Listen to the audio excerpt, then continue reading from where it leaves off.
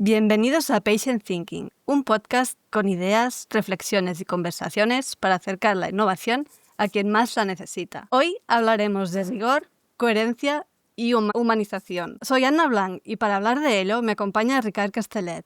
Bienvenido, Ricard. ¿Qué tal, Ana? ¿Cómo estás? Un placer estar aquí contigo. Para quien nos está escuchando, ¿quién es y qué hace Ricard Castellet? Soy Ricard Castellet, soy responsable de transformación digital en Gebro Pharma.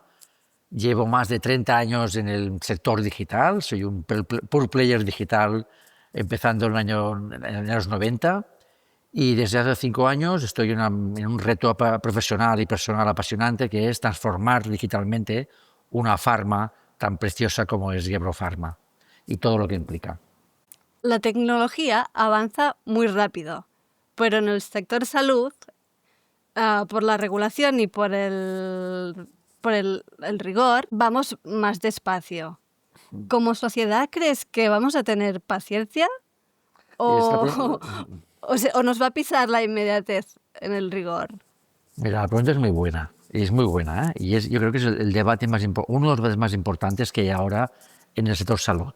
La sociedad no va a tener paciencia, ya te lo digo yo, porque la nueva sociedad del siglo XXI, esa sociedad líquida, precisa y requiere y está acostumbrada a que sea todo muy inmediato. Estamos en la era de las redes sociales, del TikTok y del Instagram y de los Reels y de contenidos de 2 minutos y de 1 minuto, que nos gustará más o nos gustará menos, pero es lo que está pasando y hace que la sociedad precise de inmediatez. Las nuevas generaciones, cosas que para nosotros son nuevas, lo dan como algo normal. Claro que hay conexión, claro que las cosas van rápidas, claro que en 2 minutos me aburro si tardas más. Están acostumbradas a consumir contenidos de manera muy rápida y eso también tiene una aplicación en el mundo salud.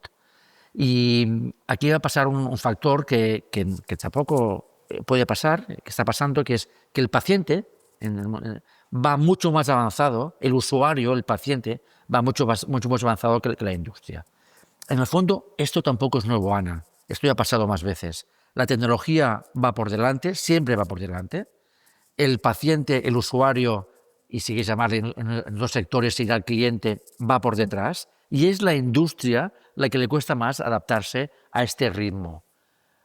Y aquí, en otros sectores, esto puede ser más discutible, pero en el sector salud, no. El rigor, la rigurosidad en todo lo que hacemos, desde el mundo científico, de salud, ha de ser 10 sobre 10. No podemos rebajar el rigor. Y aquí hay un choque de ritmos, hay un choque de prioridades entre una sociedad que está acostumbrada a la inmediatez y aplicaciones que vienen de Estados Unidos con un marco regulatorio mucho más, digamos, liberal, para decirlo de alguna manera, ¿vale? Y que avanza muy rápido, y un sector europeo muy sólido, muy bueno, estratégico para la sociedad, muy importante y que funciona muy bien a pesar de todo, pero que va a un ritmo mucho más lento.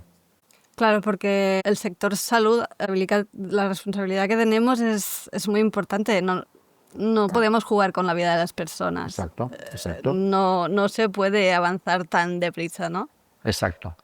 Pero la buena noticia, o sea, nosotros somos lentos, somos demasiado lentos, porque yo tampoco me creo que el rigor haya de ser siempre lento y siempre ultra burocrático y siempre una regulación lentísima. No, oye, con rigor, con mucho rigor científico, y se puede ir rápido, ¿vale? Dentro de unos timings concretos. Claro. ¿Qué está pasando? Creo que, y esto ha pasado en todas las industrias, no solo en salud. Salud es la penúltima en llegar, no la última, es la penúltima. Pero en las otras industrias, cuando el consumidor, el usuario, el cliente, en el caso del paciente, cambia, evoluciona, se transforma, de manera obligatoria, no tiene más remedio, el sector ha de cambiar. Y esto un poco es lo que está pasando. El sector salud, lento, regulatorio, y me gusta la regulación, ha de haber regulación. Estoy a favor de la regulación, que quede claro. Pero avanza demasiado lentamente y en el fondo pacientes e incluso personal sanitario avanzan más rápido que sería el propio marco regulatorio del sector. Y ese marco regulatorio no tendrá más remedio que adaptarse a los nuevos tiempos. Y estos tiempos vendrán marcados por esa inmediatez o esa necesidad de agilidad que precisa una nueva sociedad. Y esa agilidad no ha de ir nunca reñida, nunca con una falta de rigor científico. Esto lo hemos de mantener. Pasa que las herramientas, es decir, mira, hay el maravilloso caso de cómo investigaciones científicas de altísimo nivel se han acelerado décadas gracias a la inteligencia artificial. Pues lo que hemos de hacer es aplicar esas tecnologías exponenciales para que esta investigación y ese marco regulatorio sea mucho más rápido, para ir más o menos al ritmo de nuestros pacientes, nuestros médicos y nuestra sociedad. No puede haber una ruptura entre la sociedad y el sector sanitario. Hemos de ir a la par. Y para ello, en el fondo, las nuevas tecnologías nos pueden ayudar a ese cruce necesario. Totalmente, totalmente, porque además con la tecnología y el contenido digital, el paciente se está empoderando mucho. Exacto, exacto. Muy bien. Esto quizás es un tema para hablar un poco más adelante, pero yo el otro día lo hablaba con médicos, lo hablaba precisamente en una mesa redonda que hicimos, donde participé, y estamos haciendo una evolución del doctor Google. ¿Te acuerdas que hace unos años todo el mundo hablaba del doctor Google? Pues ahora estamos hablando ya del doctor ChatGPT o del doctor IA, ¿vale? Sí, sí. Que es mucho más potente, porque el paciente lo que hace es, lo hará bien o mal, es lo que hace, no voy a juzgar, porque es lo que pasa. El paciente enchufa su análisis de sangre o su diagnóstico o su analítica, por decirlo de alguna manera, se lo pone y realmente la inteligencia artificial, que tiene una capacidad de aprendizaje algorítmica altísima, súper rápida y bebe de fuentes, algunas discutibles, pero algunas muy buenas, le da unos diagnósticos. Ricardo, mejor o peor, no entraré tampoco en esto. ¿Crees que llegaremos a tener un médico virtual? Me refiero a estar basado con inteligencia artificial generativa. No tengo ninguna duda, que vamos en los próximos años. Puedo tener dudas si serán 5, 10 o 3, esto es la única que puedo dudar, pero tendremos un médico virtual que será un copiloto de nuestros médicos. Iremos a un modelo híbrido de gestión del paciente, porque el sistema si no colapsará. No es que yo lo quiera o no lo quiera, es que si no creo sinceramente que el sistema colapsará. Somos cada vez más gentes, más usuarios, más pacientes, que envejecemos más, por suerte, y duramos más años. Esto es una buena noticia. La esperanza de vida en Occidente es más larga que nunca, esto me encanta, pero esto hace que el sistema pueda entrar en un colapso, más enfermos que nunca y menos médicos que nunca, por decirlo así. Por temas demográficos, temas que se escapan al estricto, de lo que sería el estricto sistema de salud. Y para ello será imprescindible la utilización, sí o sí, de estas tecnologías exponenciales, y la IA es la mejor, que en un modelo híbrido ayuden a gestionar a los pacientes. En un futuro próximo tendremos inteligencias artificiales suficientemente entrenadas, curadas, con todo el rigor científico que haya detrás, con todos los parámetros y el marco regulatorio necesario para ayudar a nuestros médicos, a nuestros héroes, esos son nuestros héroes, a nuestros doctores y doctoras, a nuestro personal sanitario, enfermería, para que nos ayuden en la gestión del día a día de los pacientes, del día a día de las relaciones que se establecen en el marco de la salud.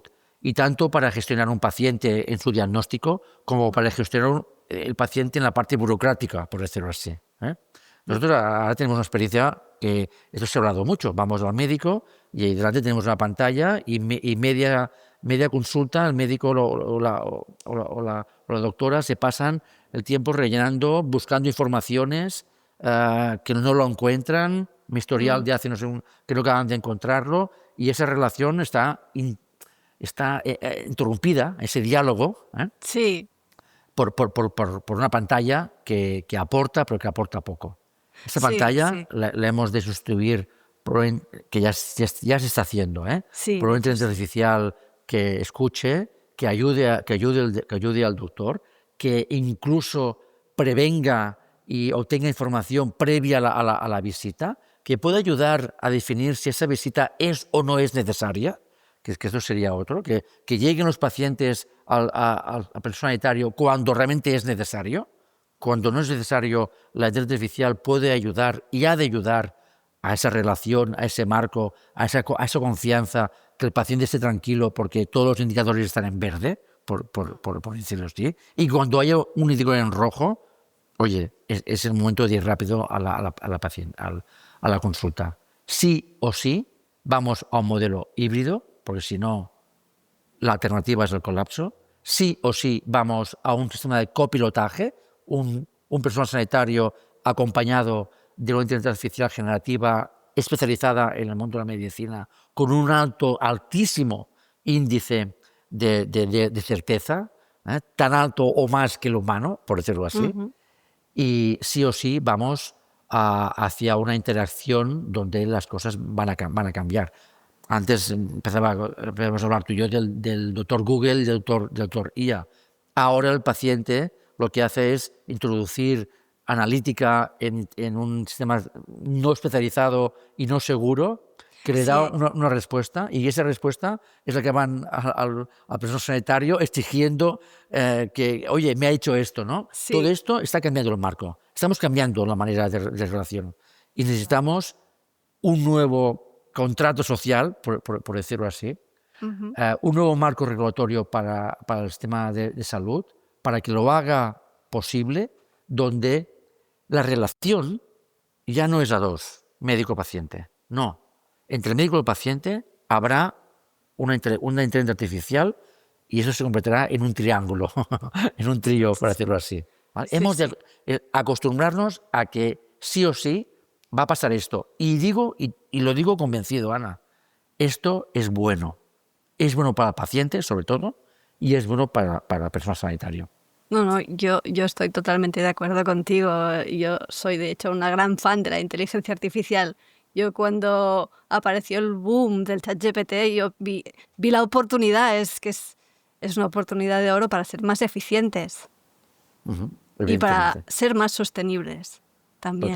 Totalmente. Sí, vamos a un concepto de sostenibilidad, y a un concepto de viabilidad del propio sistema sanitario. Y aquí estamos hablando de un sector absolutamente estratégico para la sociedad. Hemos de asegurar que el sistema de salud es viable en un nuevo contexto social. Nos gusta más o menos, esto ha pasado. Temas demográficos, muchos temas que han tenido un impacto en la sociedad. Y hemos de actuar y cambiar y evolucionar en la medida que evoluciona y cambia esta sociedad. Hablando de Dr. ChatGPT, me has hecho pensar en Sandra. El otro día estuve jugando un poco con Sandra y no conseguí sacarla de su guión. Para quien nos está escuchando, ¿quién es Sandra? ¿Y cuáles han sido los principales retos para su lanzamiento? Mira, primero de todo, decir que me gusta que no hayas salido de su guión, porque es uno de los objetivos del proyecto. Vale. Que el paciente no salga del guión elaborado por personal sanitario especializado, expertos en dejar de fumar.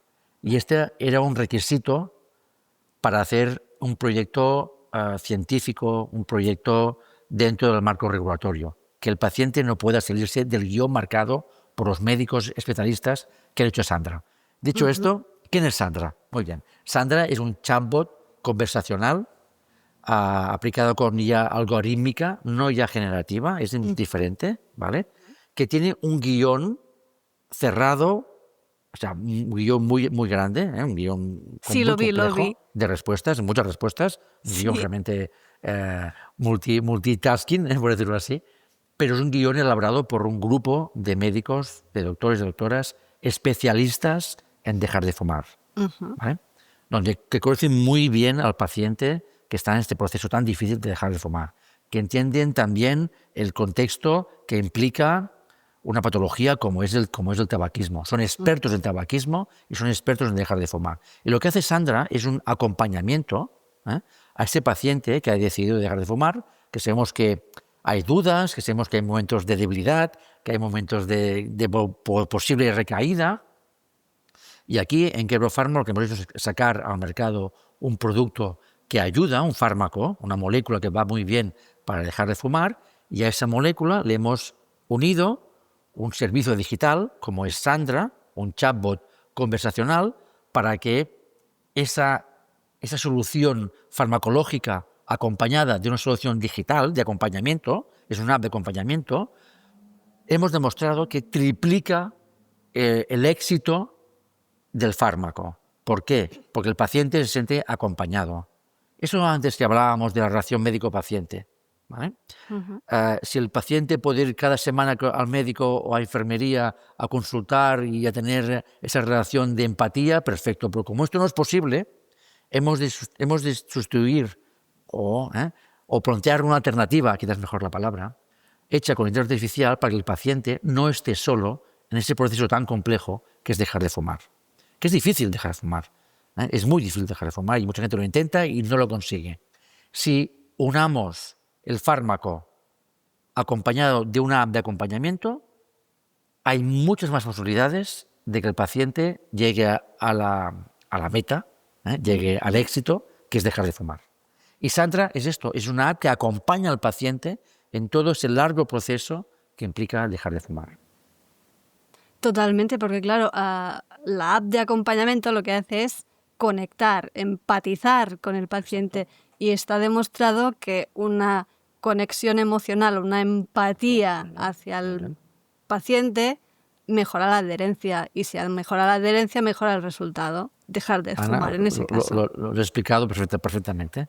Si mejoramos la adherencia del paciente, sabemos, y no solo en tabaquismo, en muchas otras patologías, Sí. que las posibilidades de éxito son mucho más altas. Y que hay un problema que el paciente, la adherencia a veces es baja, incluso en enfermedades mucho más complejas que el tabaquismo, Claro, por decirlo sí. así. Porque no entienden Exacto. no entienden el porqué. Y aquí entra en juego la educación Sí, y sanitaria. porque es un tema de educación y es un tema también muy complejo, porque a nadie quiere estar enfermo, nadie quiere sentirse enfermo. Y a veces la psicología nos traiciona, y dejamos de tomar el fármaco porque pensamos que no estamos enfermos, cuando sí. Y cuando sí no estamos enfermos porque tomamos el fármaco. Y es imprescindible la adherencia. Y esto es un tema de pedagogía y de empatía y de acompañamiento. Y es una pedagogía que ha de hacer el sistema sanitario, que ha de hacer el personal sanitario, pero que hay tecnologías que ayudan, que hemos demostrado que ayudan a esa adherencia, como puede ser una app de acompañamiento. Y para eso hemos hecho Sandra. Y vendrán más proyectos. Me pareció genial. La verdad es que creo que es muy útil y muy revolucionario. Me encanta que digas esto. Es un proyecto que hemos creído mucho, que lo decimos desde el corazón, también. Había una parte de una apuesta. Tenemos clara la visión del Beyond the Pill. Ese paciente que antes hablábamos que se está transformando, que está cambiando, que está evolucionando, precisa de nuevas soluciones. Precisa de fármacos personalizados, de acuerdo, más avanzados. Precisa de que las moléculas, la investigación científica evolucione como va a evolucionar, evidentemente. Pero también está acostumbrado en su día a día a interactuar de una manera diferente con su entorno. Y esa interacción pasa también por una experiencia digital. Y no podemos hacer que un paciente en el mundo de la salud no tenga esa buena experiencia digital. La buena, la sana, la que ayuda, la que acompaña, la que empodera. Y para eso el sistema sanitario global ha de entender que junto con el fármaco necesitamos poner capas de servicios digitales que ayuden al paciente y al personal sanitario, al sistema, a los hospitales, a todo, a que funcionen, a que sea todo más fácil, más factible, más óptimo, a optimizar procesos, a acompañar, a que nadie se siente solo, a ayudar a la adherencia. Totalmente. Y hablando de apps, de acompañamiento, me has hecho pensar en que a día de hoy estamos rodeados de contenido que ha sido creado con el apoyo de la inteligencia artificial. ya sean blogs, newsletters, o sea, un montón de contenidos e incluso papers. Sí. Y de hecho, Esto, sí. sí, el contenido puede ser impecable a nivel científico, pero puede carecer de empatía. Y mi pregunta es, ¿qué criterio humano es el más importante para comunicar bien salud? Esto es una pregunta difícil. Antes de dar la respuesta, que no tengo la respuesta, no tengo mi versión de respuesta, creo que, y esto ya pasa ahora, ya pasa ahora, los papers los van a firmar personas, los investigadores, nombres y apellidos, y ChatGPT o la inteligencia artificial que sea.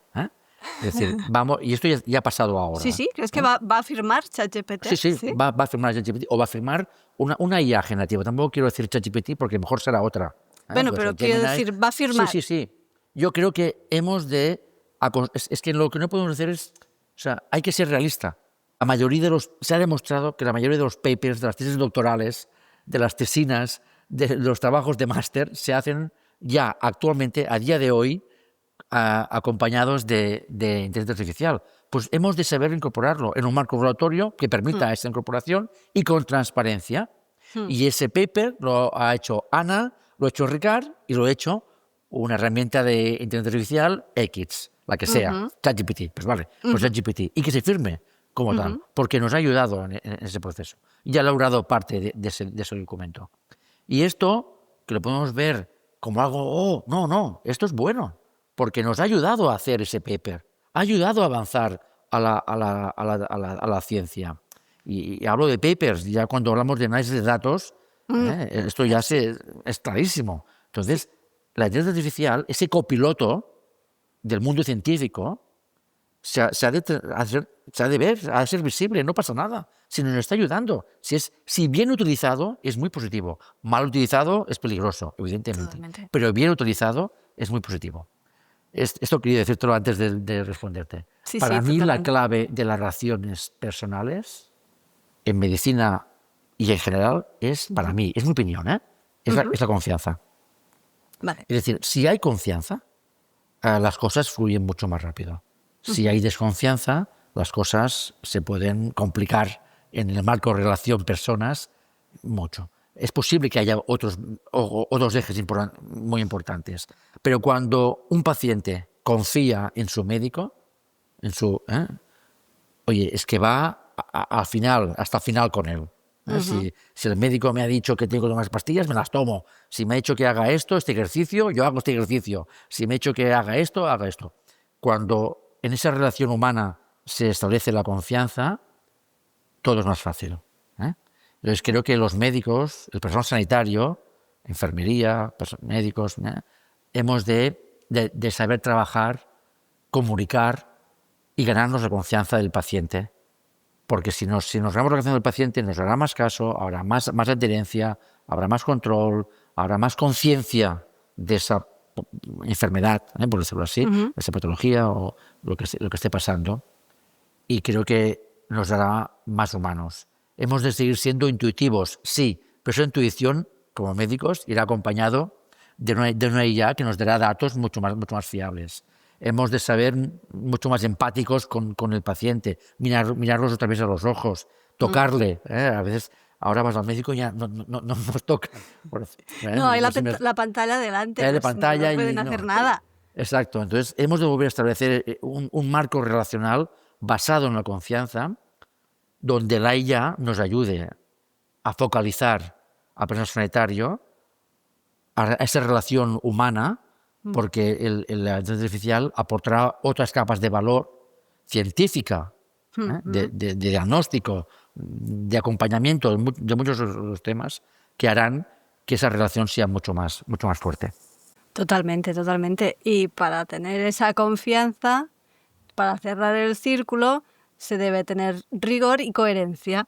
Evidentemente, claro. Esa confianza no llega sola, llega por un rigor, llega por una transparencia, por una sinceridad incluso. Oye, que es que si eres sincero, te puedes ganar la confianza, por un rigor, por un compromiso, por una implicación con ese paciente.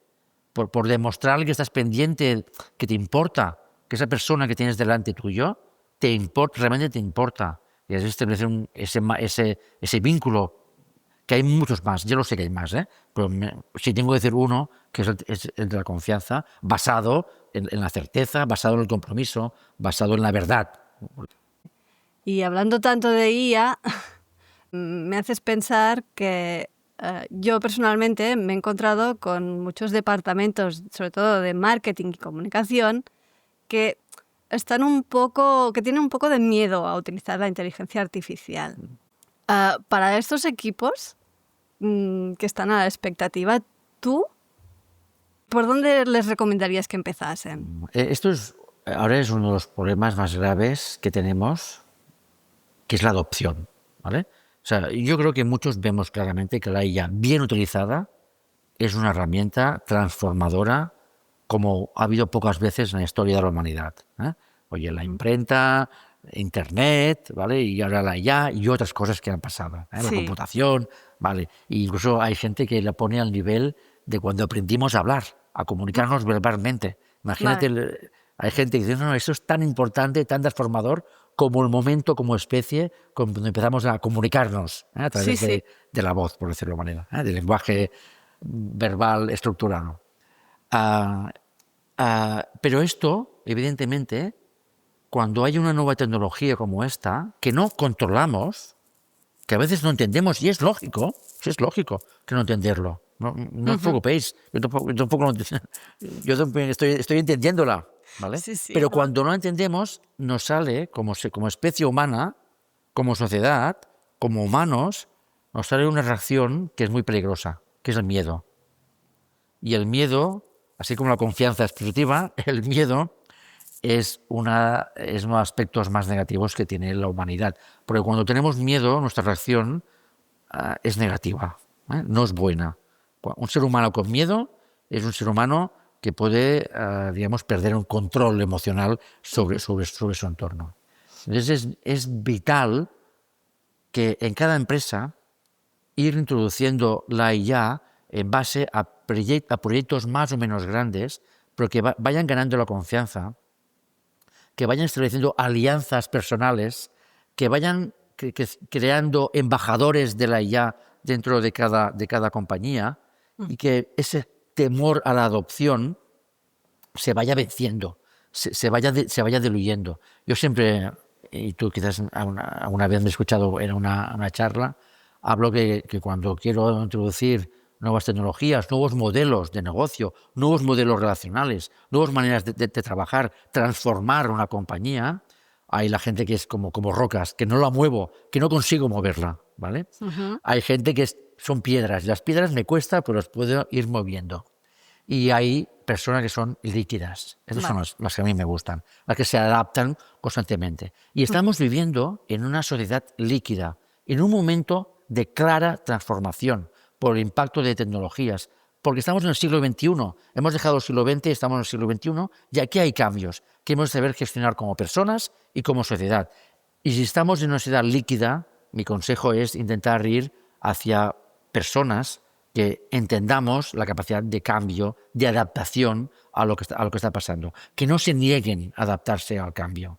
Que les guste más o les cueste menos, pero abracen esa transformación y que entiendan que de igual manera, que si no es nuevo, si esto no es nuevo, Ana, si ya lo hicimos. En los años 90 adaptamos el correo electrónico y adaptamos el Internet. Si adoptamos el computador, el PC, y esto lo decimos, y hay algunos que nos acordamos de trabajar con máquinas de escribir y con calculadoras, y ahora trabajamos con portátiles y con smartphones y con tablets, y lo hemos ido adaptando. La sociedad desde hace 20, 30 años está adaptando constantemente nuevas maneras de trabajar.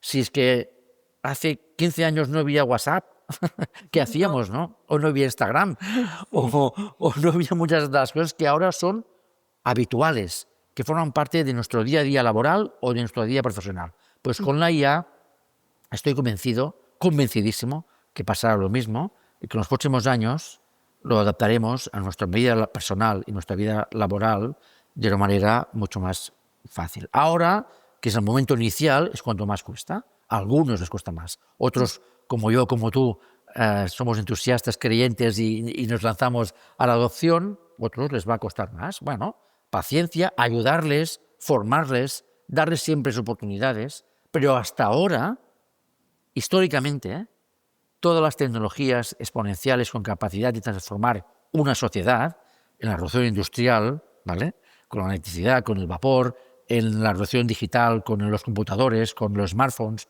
con las redes sociales, con Internet, siempre el ser humano ha tardado más, ha tardado menos, pero lo ha ido adaptando en su día a día. En la medida que también que lo estime, unos mucho, otros menos. Pero creo que ahora, hoy en día, nadie o casi nadie puede trabajar sin correo electrónico o sin WhatsApp. O puedes trabajar sin un Excel, por decir algo, o puedes trabajar con un ordenador. O puedes mover tu negocio en el mundo del marketing, de la publicidad, sin redes sociales, sin Google, por decirlo de alguna manera, ¿vale? Pues lo mismo que pasa a estos ejemplos que he explicado, va a pasar ahora, creo sinceramente que va a pasar ahora con la IA. Yo también pienso lo mismo. No había pensado en el ejemplo del habla. Yo, Ana, soy antropólogo de formación y sociólogo, y hay gente gente que sabe mucho más que yo, sabios, que lo miran. Claro, la sociología y la antropología tienen la suerte de que podemos mirar las cosas en el long time, o sea, desde muchos miles de años de referencia, ¿no? Y comparan esta revolución a nivel de especie humana como una de las 2 o 3 más importantes de la historia de la humanidad, ¿eh? Con el habla, con el neolítico, que empezamos a relacionarnos y a establecernos en espacios, asentamientos, ¿no? Los asentamientos. Correcto, en asentamientos. A este nivel, algunos lo comparan, y yo lo veo también así, lo veo que es un momento de transformación muy importante, apasionante. Es un enfoque súper interesante, la verdad. No, o sea, yo tenía la intuición que era grande, era un cambio importante, que iba a ser un antes y un después, un punto de inflexión, pero a este nivel yo no me lo había planteado y es súper, súper interesante. Hay teóricos gente que sabe mucho más que yo, que están hablando en términos de especie humana, y del impacto de la IA, no en temas de su sociedad, sector salud, o en mi trabajo, sino en un concepto mucho más amplio del impacto de esa tecnología, que es un reto para la especie humana, porque hasta ahora, Ana, la creatividad era nuestra, el lenguaje era nuestro, eran monopolios prácticamente de la humanidad. Esa creación de contenidos que tú hablabas. Oye, ¿quién creaba contenidos? Los humanos. Nadie más creaba contenidos. Nadie más creaba contenidos. Totalmente. Ahora tenemos una herramienta que nos crea contenidos. Es un ejemplo, Sí, sí, sí. O que nos acompaña. El acompañamiento era humano. Ahora no. Ahora no es solo humano. Y como vamos a una sociedad más híbrida, esto es un reto también como especie humana. ¿Cómo vamos a reaccionar como especie humana? No lo sé.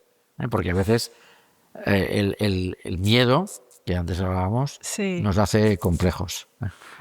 Sí, sí, sí.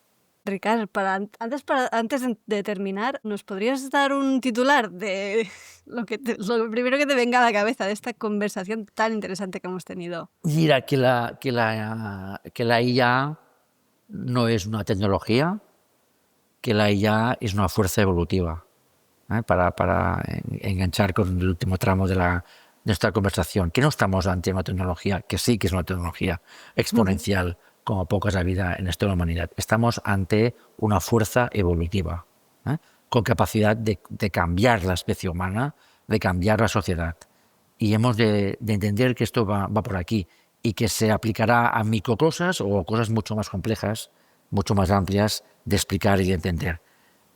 Que nadie se asuste, de verdad, que si lo hacemos todo bien como especie humana, si lo marcamos dentro de un marco regulatorio como lo hacemos generalmente, que nos ayude, yo estoy convencido que puede hacer una sociedad mejor. ¿Vale? Para acabar, Ricard, ¿dónde podemos encontrarte? En LinkedIn, Ricard Castellet, en X, Ricard Castellet, en Instagram, estoy en todas las redes sociales y allá me puedes encontrar y hablo, y a veces hablo demasiado. Y si lo que hemos compartido hoy te ha resonado, Por favor, haz un like, déjanos un comentario o suscríbete a nuestro canal de YouTube, Spotify o plataforma que estés usando. Desde Patient Thinking seguiré explorando cómo transformar la salud.